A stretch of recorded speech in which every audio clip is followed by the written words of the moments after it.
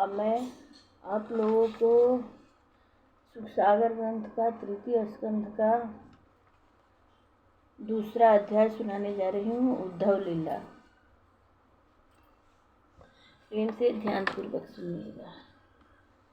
श्री कृष्ण गोविंद हरे मुरारी, हे नाथ नारायण वासुदेवा।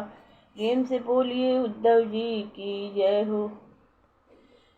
उद्धव लीला कृष्ण की कही विदुर से आए, गए कृष्ण निज धाम को देवी योग दुखदाय।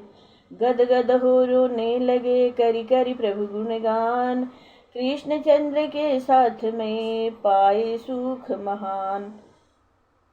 सुखदेव जी बोले, राजा परीक्षित, विदुर जी के इस प्रकार पूछने पर उद्धव जी को अपने परम पूज्य आराध्य देव भगवान कृष्ण चंद्र जी का स्मरण हो आया। उनके वियोग में इतने गदगद तथा विहल हो गए कि एक मुहूर्त तक उनका कंठ रूधा रहा और वे चुपचाप बैठे हुए नेत्रों से आंसू बहाते रहे। तब आंसू पोंछकर विदुर जी से इस प्रकार बोले। विदुर जी बोले, हे विदुर जी। उद्धव जी बोले, हे विदुर जी, भगवान श्री कृष्ण चंद्र रूपी सूर्य के अस्त हो जाने से सारे गृहों में अंधकार हो गया है।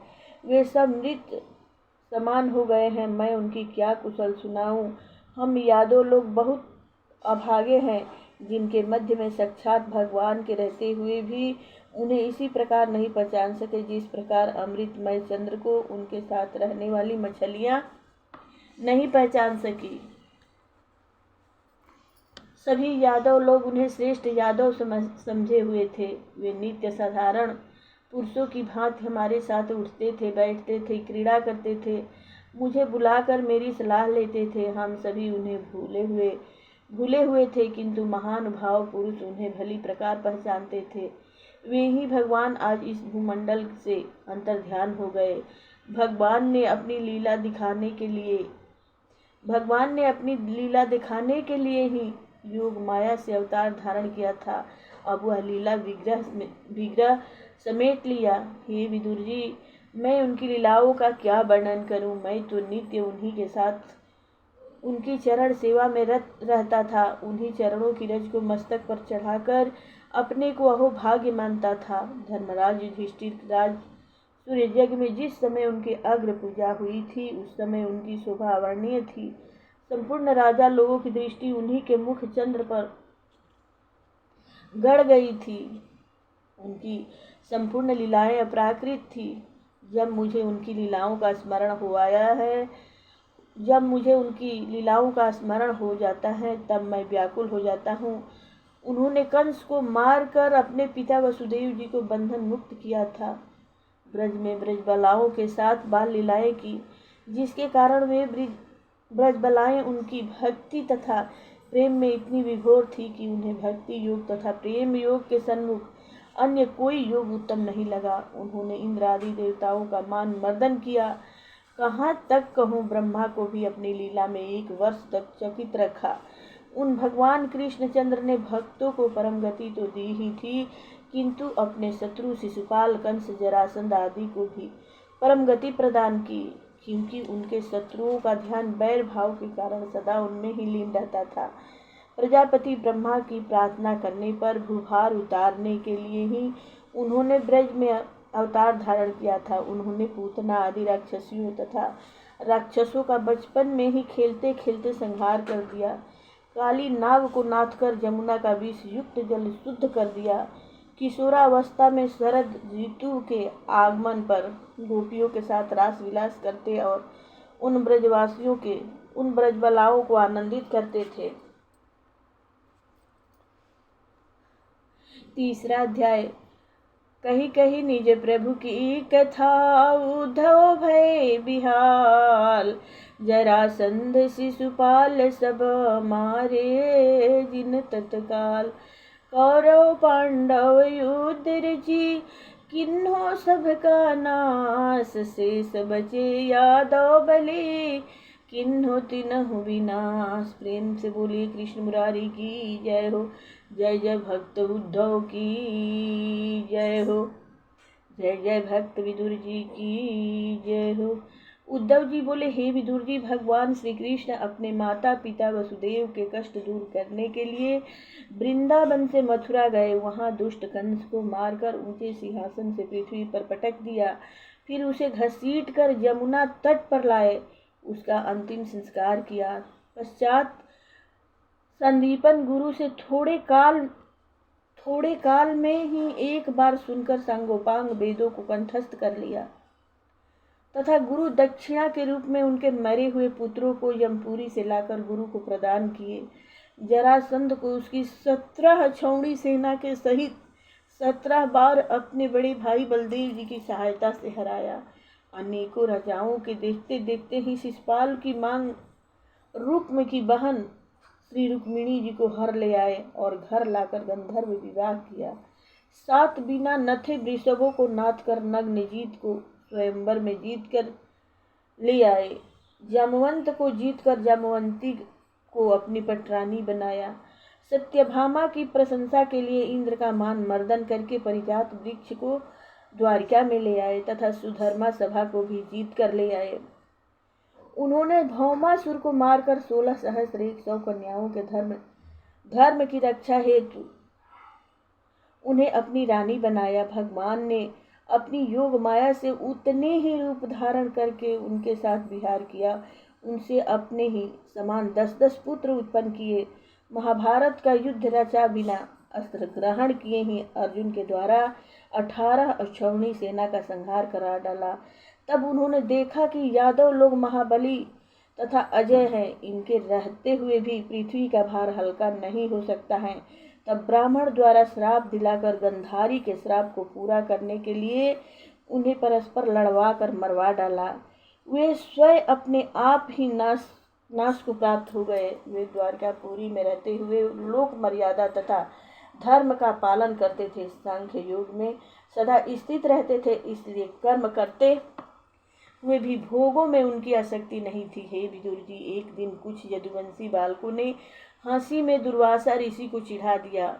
तब उन मुनीश्वर ने यदुवंश के नाश होने का श्राप दे दिया। इसके कुछ ही दिनों बाद सभी यदुवंशी पर्व के दिन अपने अपने रथों पर चढ़कर प्रभास क्षेत्र में आए।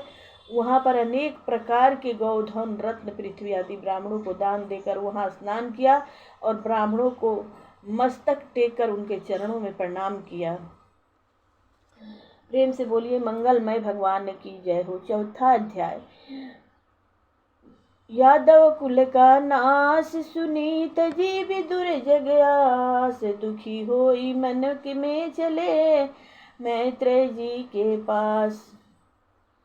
उद्धव जी बोले, तब संपूर्ण यादवों ने ब्राह्मणों की आज्ञा से भोजन किया और अति नशीली मदिरा पीकर मतवाले हो गए, परस्पर गाली देने लगे तथा एक दूसरे को मारने लगे। अपनी माया से रचे हुए उस चरित्र को देखकर भगवान कृष्ण सरस्वती में आचमन कर एक पीपल के वृक्ष के नीचे चुपचाप बैठ गए।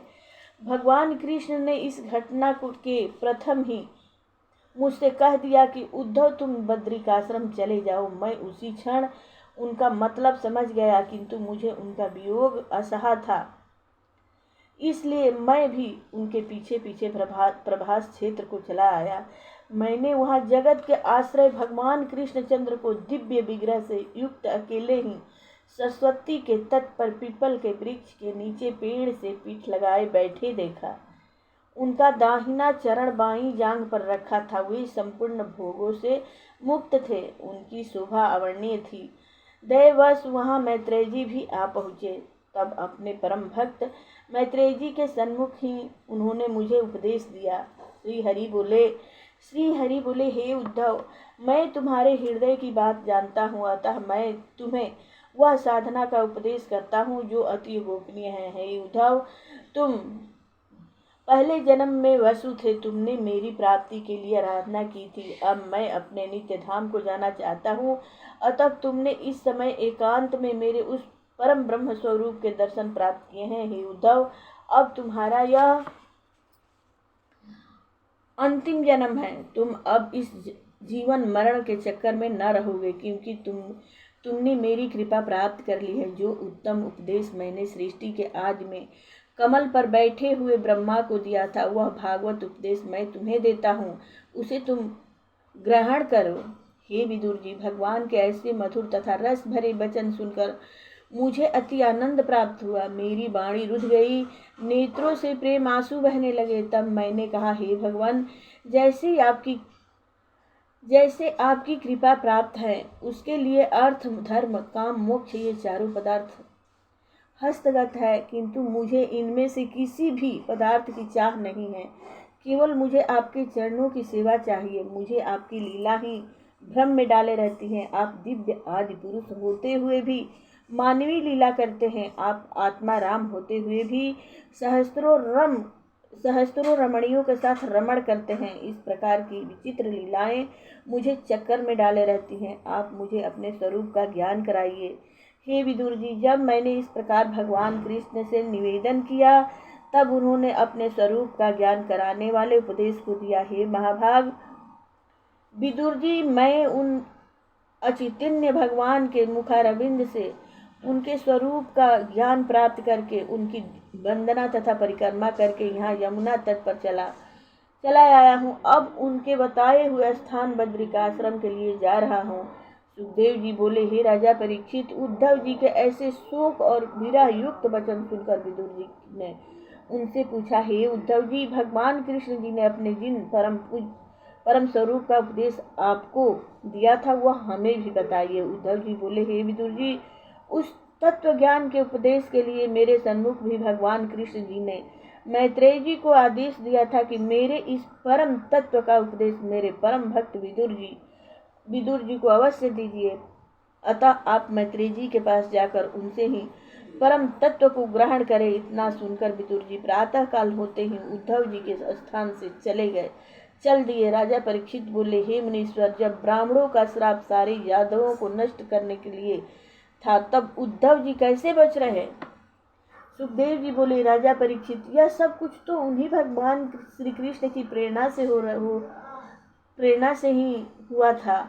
ब्राह्मणों का श्राप भी उन्होंने अपनी प्रेरणा से ही दिलवाया था। जब वे अपने श्री विग्रह को समेटकर अपने नित्य धाम को जाने लगे, तब उन्होंने सोचा कि मेरे चले जाने पर मेरी लीलाओं का वर्णन तथा धर्म का विस्तार कम हो जाएगा।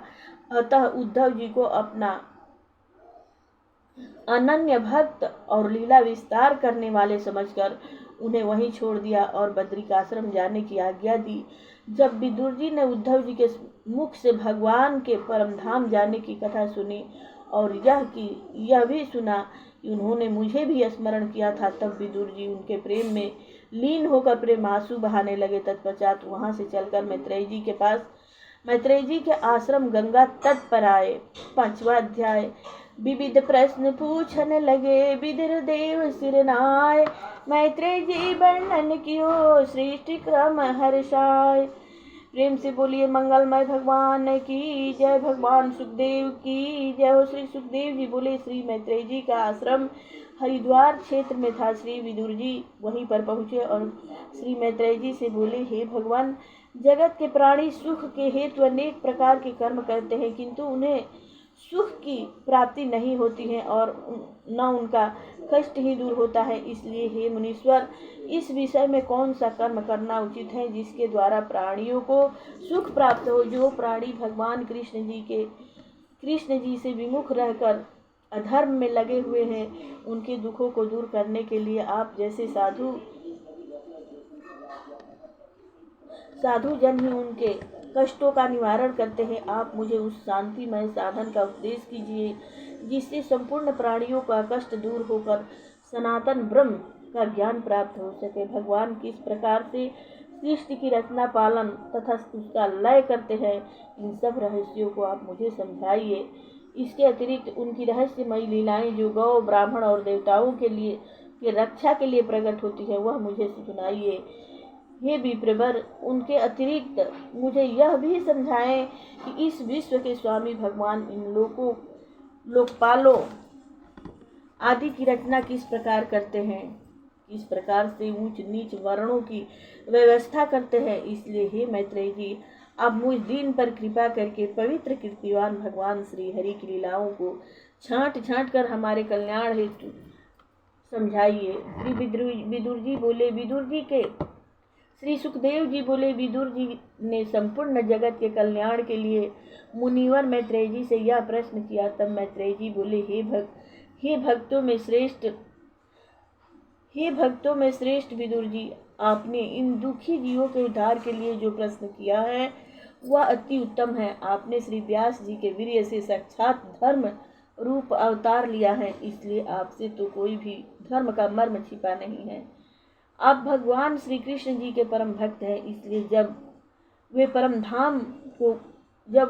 धाम को गए तब आपको ज्ञान उपदेश करने की आज्ञा मुझे दे गए थे। इसलिए मैं इस अखिल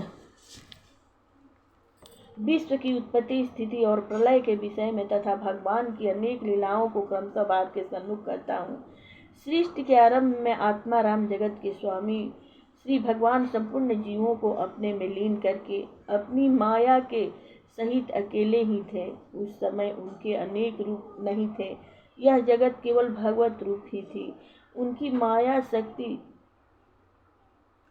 सुप्त दशा में और उनकी ज्ञान शक्ति जागृत अवस्था में थी। उस समय केवल परमात्मा ही साक्षी रूप प्रकाशमान थे। काल के अनुसार भगवान की यह त्रिगुणमयी माया अत्यंत क्षोभ को प्राप्त हुई। तब भगवान ने विराट रूप से अपने में बीज को धारण किया। तत्पश्चात काल गति से उस परमात्मा की अव्यक्त माया के द्वारा वह महत्व उत्पन्न हुआ। वह अज्ञान को नष्ट करने वाला विज्ञान स्वरूप था। उसी महत्व से अहंकार की उत्पत्ति हुई, जो अधिदैव, अधिभूत और अध्यात्म तीन रूप होने से मन, भूत और इंद्रियों का बनाने वाला है। यह अहंकार वैकारिक रूप से सात्विक, राजस और तामस तीन गुणों वाला है। इसलिए अहंकार तत्व में विकार उत्पन्न होने पर मन और उसके अधिष्ठाता देवता तथा राक्षस अहंकार से कर्मेंद्रिय, ज्ञानेंद्रियों तथा तामस अहंकार के द्वारा संपूर्ण भूतों का कारण और उनको बोध कराने वाला आकाश प्रकट हुआ। जब विराट पुरुष की दृष्टि आकाश पर पड़ी तब काल, माया और तन्मात्रा उत्पन्न हुई। उनमें क्षोभ उत्पन्न होने पर वायु तत्व उत्पन्न हुआ। वायु और आकाश के विकृत होने पर रूप तन्मात्रा उत्पन्न हुई, जिससे तेज उत्पन्न हुआ। फिर आकाश, वायु और तेज ने मिलकर रस तन्मात्रा के कार्य रूप जल की उत्पत्ति की। तत्पश्चात आकाश, वायु, तेज और जल इन चारों के संयोग से गंध गुण वाली पृथ्वी की उत्पत्ति हुई। हे विदुर जी, इन तत्वों के परस्पर मिलने से ही दूसरे तत्व उत्पन्न हुए। जो तत्व उत्पन्न हुए उन तत्वों में पिछले तत्वों का भी गुण होता है। देवताओं ने कहा, हे परमेश्वर, इस जगत में तीनों तापों से संपूर्ण जीव व्याकुल रहने लगे हैं। अतः हे भगवान, उन जीवों के दुखों के निवारण आपने वेदों की उत्पत्ति की, श्रेष्ठ गंगा जी की उत्पत्ति की। हम लोग उन सबका सेवन और आपके चरणों की वंदना नित्य करते हैं, किंतु वे पापी लोग जो आपके चरणों से दूर रहते हैं, उनका उद्धार किस प्रकार हो सकता है। हे आदिदेव, आपने इन देवताओं को त्रिगुणमय उत्पन्न किया है, इसलिए हमारे रूप स्वभाव भिन्न भिन्न हैं, हम परस्पर मिल नहीं पाते हैं। आप हमें वह मार्ग प्रदर्शन कीजिए जिससे हम इस संपूर्ण ब्रह्मांड की रचना करके आपको समर्पण कर सके, इन विघ्न बाधाओं से दूर रह सके, शांति पूर्वक अपना यज्ञ भाग ले सके। आप पुराण पुरुष हैं, संपूर्ण सृष्टि के आदि कारण हैं। आप ही ने हमको जन्म दिया है, अतः जिस कारण से हमें आपने उत्पन्न किया है उसके विषय में हमें समझाइए कि हम क्या करें। ब्राह्मण रचना के हेतु हमें आप ज्ञान शक्ति दीजिए। 6वां अध्याय। जेहि विधि से उत्पन्न भये विराट रूप भगवान, क्रम विधि से वर्णन करी मैत्रेय कथा महान।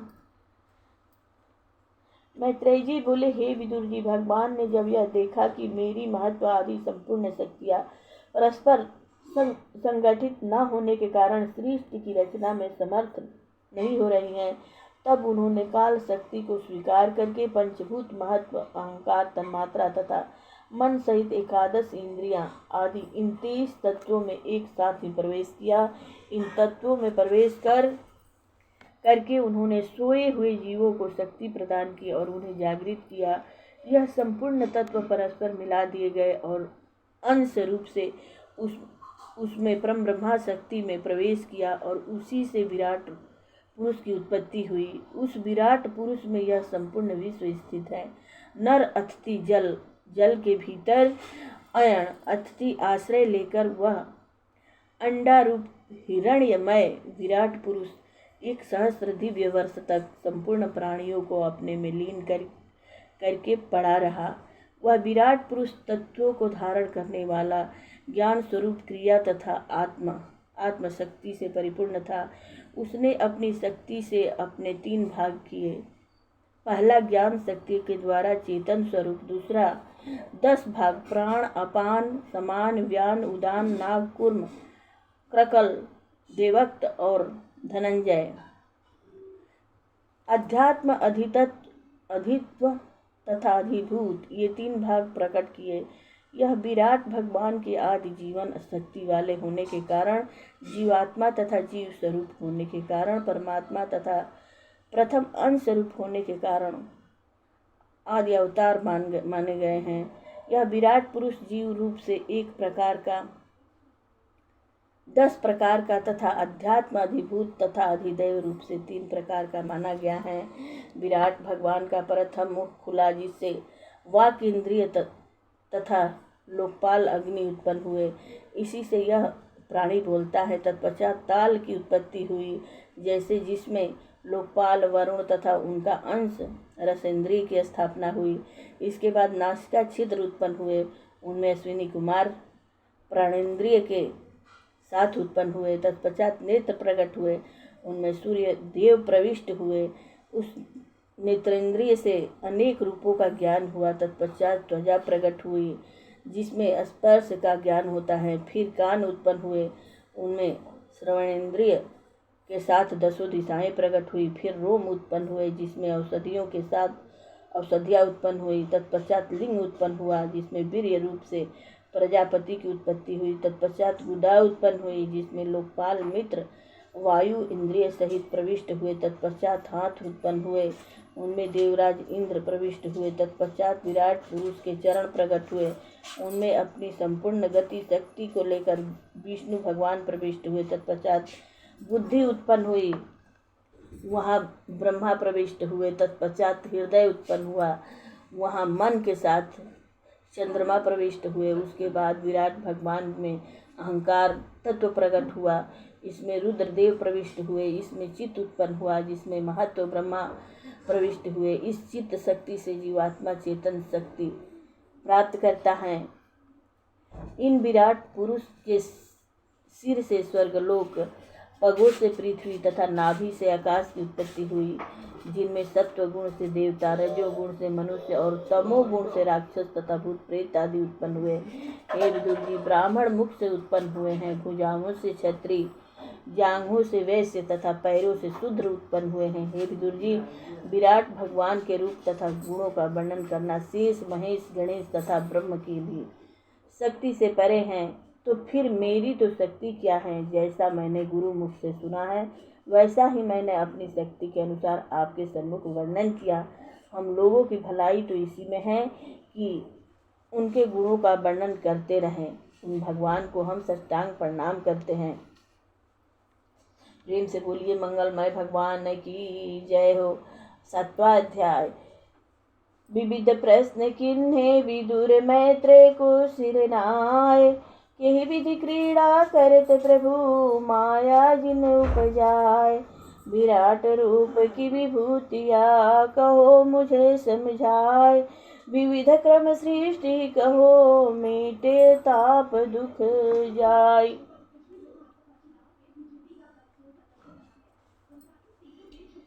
विदुर जी बोले, हे मितुर जी, भगवान सत्य स्वरूप, निर्विकार, निर्गुण तथा स्वच्छा रहित होते हुए भी फिर से सृष्टि रचने की इच्छा क्यों करते हैं? जो लोग पूर्ण काम तथा सदैव असंग हैं, वे अपनी क्रीड़ा के निर्मित भी सृष्टि रचने का संकल्प क्यों करते हैं? भगवान अपनी त्रिगुणमयी माया से सृष्टि रचते हैं और उसी माया से उसका पालन तथा संहार भी कर देते हैं। जो भगवान कभी माया में लिप्त नहीं होते हैं, उनका संयोग उस माया से किस प्रकार हो जाता है? जो भगवान संपूर्ण कलेशों से रहित सत्यचित आनंद घन स्वरूप है, उन्हें कलेश और दुर्भाग्य किस प्रकार सताता है? इसलिए हे भगवान, मेरी इन शंकाओं को आप दूर कीजिए।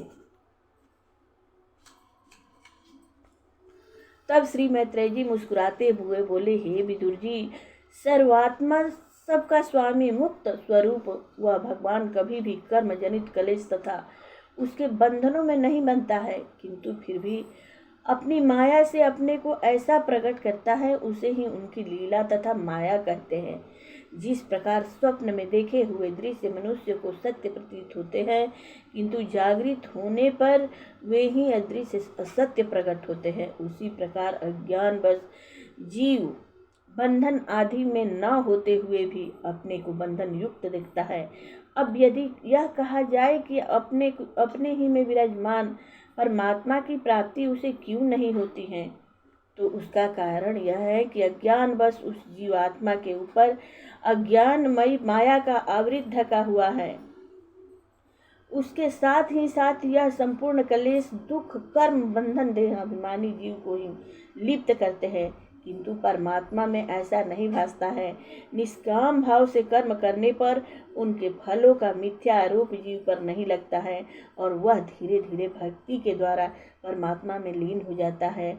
विदुर जी बोले, हे भगवान, आपकी कृपा से मेरा यह संदेह दूर हो गया है। मेरी समझ में यह आ गया है कि जीव को दुख कलेश आदि को प्रतीत कराने वाली केवल भगवान की अज्ञानमयी माया है। वह माया स्वप्न के समान मिथ्या है, क्योंकि उस माया से ही यह जगत बना है, इसलिए वह माया ही जीव को अज्ञान में डाले रहती है। जब यह जीव उस माया को पार कर जाता है, तब उसके परे सत्य स्वरूप भगवान के दर्शन होते हैं। हे भगवान, यह तो मुझे अब निश्चय हो गया है कि यह सुख दुख आदि मिथ्या पदार्थ वास्तव में कुछ नहीं है, केवल जीव को प्रतीत ही होते हैं। केवल उस प्रतीत के हट जाने पर जीवात्मा दुख सुख से मुक्त हो जाता है और यह समत्व भाव को प्राप्त होकर भगवत चरणों में लीन हो जाता है। हे मैत्रेय जी, आपने अभी बताया कि सृष्टि के आदि में विराट पुरुष की उत्पत्ति हुई और उनमें स्वयं परमात्मा ने प्रवेश किया। उसी को वेदों ने आदि पुरुष कहा है। उसके सहस्त्रों पैर जंघाएं और हाथ हैं। अब आप मुझे बताइए कि उन विराट भगवान से इस संपूर्ण ब्रह्मांड की उत्पत्ति किस प्रकार हुई और इन लोकपालों देवताओं मनुष्यों पशु पक्षी आदि जरायु स्वेदज अंडज और उद्भिद सृष्टि की उत्पत्ति किस प्रकार हुई। परमात्मा ने रजोगुण से ब्रह्मा, तमोगुण से विष्णु तथा तमोगुण से महादेव का रूप धारण करके कौन कौन सी लीलाएं की हैं, आप इन सब का वर्णन मुझे सुनाए। हे मैत्रेय जी, अर्थ धर्म काम मोक्ष के साधनों की विधियां, पितर गणों की सृष्टि, ग्रह नक्षत्र आदि की स्थिति किस प्रकार होती है, दान तप यज्ञ आदि के क्या फल हैं, भगवान की प्राप्ति किस प्रकार होती है, महत्व आदि किस प्रकार प्रकट होते हैं, प्रलय कितने प्रकार के होते हैं, प्रलय के पश्चात योग निद्रा में सोए हुए भगवान की कौन कौन से तत्व सेवा करते हैं, कौन कौन से तत्व उनमें लीन रहते हैं, जीव तत्व परमात्मा का स्वरूप, ज्ञान गुरु तथा शिष्य का आपस में क्या प्रयोजन है, ज्ञान किस प्रकार प्राप्त होता है। हे मैत्रेय जी, मेरी संपूर्ण शंकाएं मिटाने की कृपा कीजिए। श्री सुखदेव जी बोले, हे राजा परीक्षित, व्यास नंदन विदुर जी के ऐसे गुंड वचन सुनकर और जगत के कल्याण का हेतु समझकर मैत्रेय जी प्रसन्न होते हुए मुस्कुराकर इस प्रकार बोले। 8वां अध्याय। ब्रह्म की उत्पत्ति कही मैत्रेय जी हर्षाए, कमल नाभ के रूप की महिमा कही बनाए।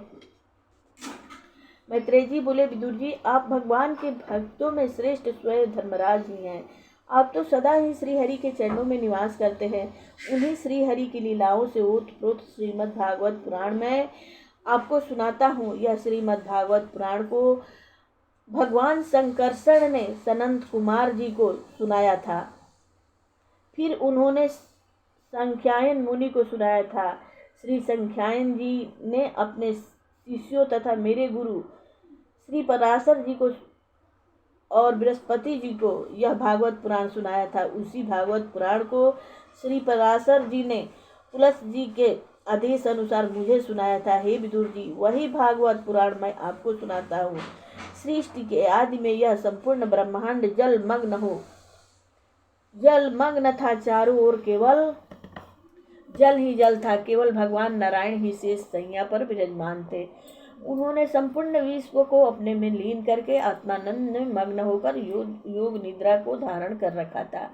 केवल पुनः सृष्टिकाल के आने पर उन परमात्मा को जगाने के लिए काल शक्ति की जागृत थी। जब 1 सहस्त्र चतुर्युगी वर्ष जल में शयन करते हुए व्यतीत हो गए, तब उस काल शक्ति ने उन भगवान नारायण को जगाया। तब भगवान ने अपने शरीर में उन अनन्य लोकों को देखा तथा अपने में संपूर्ण भूतों तथा जीवों को देखा। तब भगवान की दृष्टि अपने लिंग शरीर सूक्ष्म तत्व पर पड़ी।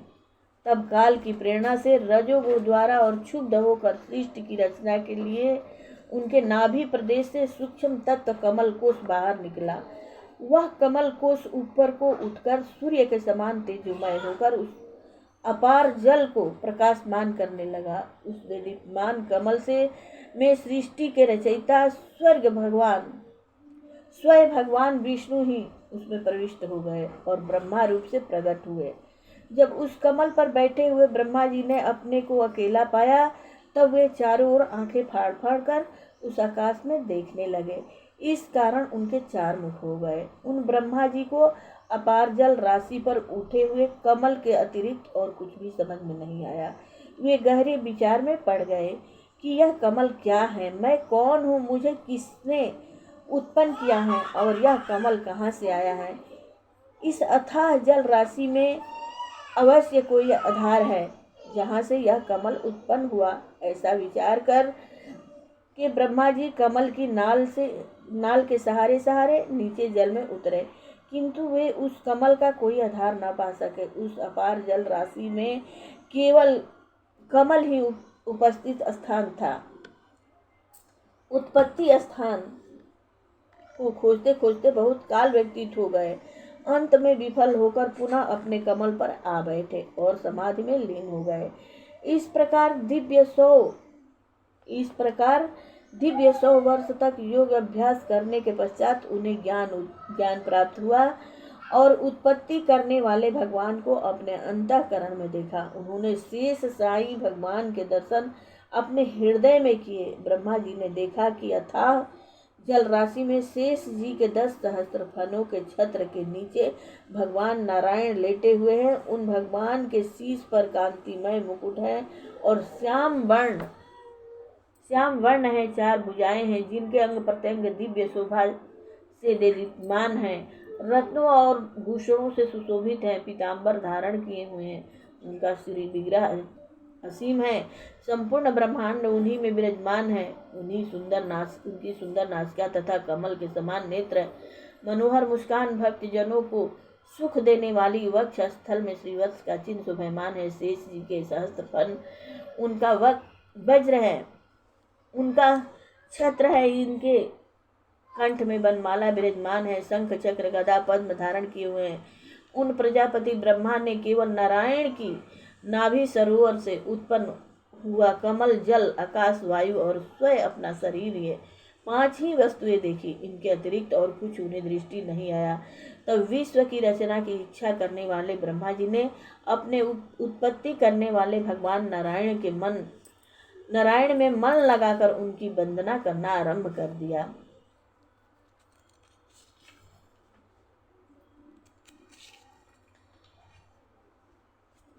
9वां अध्याय ब्रह्मा जी द्वारा भगवान की स्तुति। श्री ब्रह्मा जी बोले, हे भगवान, बहुत काल के पश्चात मैं आपको पहचान सका। बड़े दुर्भाग्य का विषय है कि आप प्राणियों में वास करते हुए भी उनसे नहीं पहचाने जा सकते हैं। इस संपूर्ण विश्व में ही आप समाये हुए हैं। आपके अतिरिक्त और कोई वस्तु नहीं है। आप ही अनेक रूपों में प्रतीत होते हैं। आप सत्य चित्त आनंद घन हैं। चित्त शक्ति के कारण आप स्वयं प्रकाश हैं। आपका आनंदमय भेद रहित एवं तेज युक्त स्वरूप संपूर्ण विश्व में समाया हुआ है। आप ही संपूर्ण विश्व का कल्याण करने वाले हैं। नरकगामी जीव ही आपकी निंदा करते हैं। मैं आपको बारंबार नमस्कार करता हूँ प्रभु। जीव जब तक आपके चरण अरविंदों का आश्रय नहीं लेता है, जब तक उसे यह संसारिक माया भय तृष्णा शोक मोह ममत्व सताते रहते हैं। जब आपकी शरण में आ जाता है तब वह इन संपूर्ण कलेशों से मुक्त हो जाता है। यह सर्दी गर्मी वर्षा कामग्नि इंद्रियों के विषय रूप आप ही की माया है। हे देव, इन साधारण प्राणियों की तो बात ही क्या है, बड़े बड़े ऋषि मुनि भी आपके कीर्तन आदि से विमुख रहते हैं। वे अनेक संसारिक मायाओं में फंसे हुए। हे नाथ, आप विशुद्ध भक्ति योग के द्वारा शुद्ध हृदय में विराजमान रहते हैं। हे नाथ, आपके भक्त आपको जिस रूप में भजते हैं, आप उन पर कृपा करने के लिए वही रूप धारण कर लेते हैं। आप अंतरात्मा हैं। आप अंतरात्मा हैं। आप एक होते हुए भी अनेक है। मनुष्य का कर्तव्य यज्ञ दान तपस्या ब्रह्म व्रत आदि से आपको प्रसन्न करना है। आपके प्रसन्न होने पर संपूर्ण अर्थ फल प्राप्त होते हैं। आपका प्रकाश होने पर हृदय के संपूर्ण अंधकार नष्ट हो जाते हैं। आपका प्रकाश होने पर हृदय के संपूर्ण अंधकार नष्ट हो जाते हैं। इस जगत की उत्पत्ति स्थिति और संहार आप अपनी लीला मात्र से ही करते हैं। मैं आपको बारंबार नमस्कार करता हूँ। आपके नाम संकीर्तन से ही जन्म जन्मांतरों के पाप नष्ट हो जाते हैं और ब्रह्म पद की प्राप्ति होती है।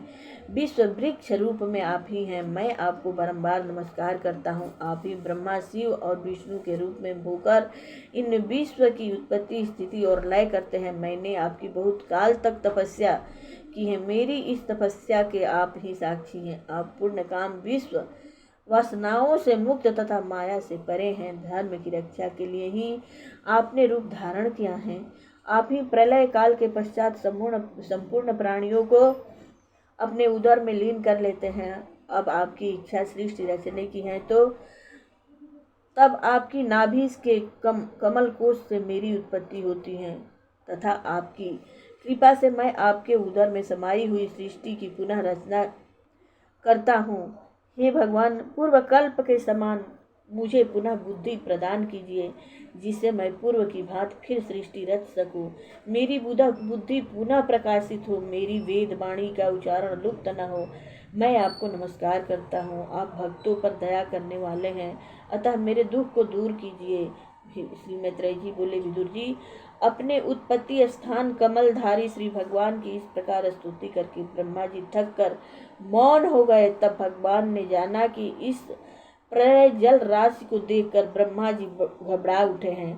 तब लोक रचना के विषय में कोई निश्चय न करने के कारण अति दुखी हैं। तब भगवान मधुर और गंभीर वाणी में बोले। भगवान इस प्रकार बोले, वेदमय ब्रह्मा, तुम किसी प्रकार का खेद मत करो। तुम्हारी जो इच्छा है वह मैं पहले ही तुम्हें प्रदान कर चुका हूँ। तुम फिर मेरी तपस्या करो और उपासना द्वारा मेरी संपूर्ण लोकों की रचना शक्ति को स्पष्ट अपने हृदय में देखो। सृष्टि रचना में आलस न करके उनका उद्यम करो। मुझे तपस्या के द्वारा ही देख सकते हो। जिस प्रकार अग्नि काष्ठ में छिपी रहती है, उसी प्रकार मैं भी संपूर्ण भूतों में छिपा रहता हूँ। जो प्राणी अज्ञान के मल को दूर कर देता है, वह संपूर्ण भूत इंद्रिय और गुणों से रहित होकर मुझे अपने अंतःकरण में देखता है। हे ब्रह्मा जी, कर्म के अनुसार आप संपूर्ण जीव सृष्टि को रचते हैं, किंतु फिर भी तुम उनमें मोहित नहीं होते हो। उसका कारण यह है, तुम सर्वप्रथम मंत्र दृष्टा हो। तुम सृष्टि रचते समय भी अपने मन को मेरे में लगाए रहते हो। इसी कारण रजोगुण तुमको कर्म बंधन में नहीं बांधता है। तुम अपना मूल उत्पत्ति स्थान देखना चाहते थे, इसी कारण तुम कमल नाभ के द्वारा जल में उतरकर अपना मूल उत्पत्ति स्थान ढूंढ रहे थे। इस कारण मैंने तुम्हारी उत्पत्ति का मूल स्थान, अपना यह स्वरूप तुम्हारे अंतःकरण में ही प्रकट करके दिखाया है। तुम्हारी रुचि मेरी तपस्या की ओर जो हुई है, वह मेरी ही कृपा से है। मैं तुमसे अति प्रसन्न हूँ। तुम्हारी समस्त कामनाएं पूर्ण होगी, तुम्हारा कल्याण होगा। इस स्तोत्र द्वारा नित्य प्रति जो पुरुष मेरी स्तुति करेगा वह शीघ्र ही मुझे प्रसन्न कर लेगा। यह संपूर्ण विश्व मेरा है, मैं उसमें समाया हुआ हूँ। इसलिए अपने सब वेद सम स्वरूप में से तुम पूर्ण कल्प की भांति इस सृष्टि को पुनः अपने आप उत्पन्न करो। श्री मैत्रेय जी बोले, भगवान ब्रह्मा जी को इस प्रकार अपने स्वरूप का ज्ञान कराकर अदृश्य हो गए। प्रेम से बोलिए मंगलमय भगवान की जय हो। श्री कृष्ण गोविंद हरे मुरारे, नाथ नारायण वासुदेवा। श्री कृष्ण गोविंद हरे मुरारे, हे नाथ नारायण वासुदेवा। श्री कृष्ण गोविंद हरे मुरारे, हे नाथ नारायण वासुदेवा। श्री भागवत भगवान की है आरती, पापियों को पाप से है तारती। श्री भागवत भगवान की है आरती, पापियों को पाप से है तारती। ये अमर ग्रंथ ये मुक्ति पंथ, ये अमर ग्रंथ ये मुक्ति पंथ, ये पंचम वेद निराला है, नव ज्योति जगाने वाला है। हरि नाम यही हरियान यही, जग के मंगल की आरती, जग के मंगल की आरती। पापियों को पाप से है तारती। ये शांत गीत पावन पुनीत, पापों को मिटाने वाला है, हरि दर्श कराने वाला है। ये सुख करनी ये दुख हरणी, श्री मधुसूदन की आरती, श्री मधुसूदन की आरती। पापियों को पाप से है तारती। ये मधुर बोल मम पंथ खोल, सन मार्ग बताने वाला है, बिगड़ी को बनाने वाला है। श्री राम यही घनश्याम यही, श्री राम यही घनश्याम यही। हरि की महिमा की आरती, हरि की महिमा की आरती। पापियों को पाप से है तारती, श्री भागवत भगवान की है आरती। पापियों को पाप। प्रेम से बोलिए मंगलमय भगवान की जय हो, भगवान विष्णु की जय हो, जय जय बावन भगवान की जय हो, जय जय द्वादशी तिथि की जय हो, जय हो भवनेश्वर भगवान की जय, जय जय बक्सर धाम की जय, जय जय राम कथा, जय श्री कृष्ण कथा। जिसे श्रवण कर मिट जाता है जन्म जन्म का व्यथा हो, जय जय राम कथा, जय श्री कृष्ण कथा। कथा विसर्जन होता है सुनहु सकल सब देव, जो जन जहाँ से आए हैं तह करहूँ विश्राम। प्रेम से बोलिए मंगलमय भगवान की।